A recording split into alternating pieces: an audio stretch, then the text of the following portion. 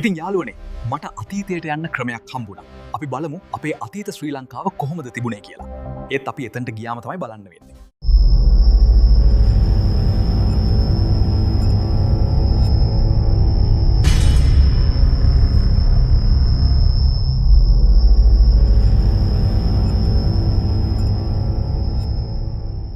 යාළුවනේ මගේ පළමු ටයිම් ලැප්ස් එක 50 වෙනි සියවසේ සිගිරියට.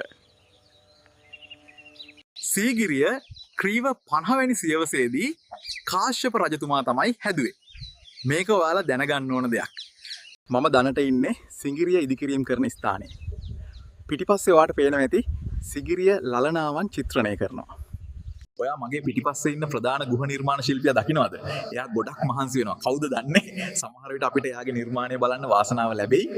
මම දැන් ඉන්නේ ගමේ. මට දැන් වර්තමානයට එන්න වෙලාව හරි. දැනටමත් පරක්කුයි.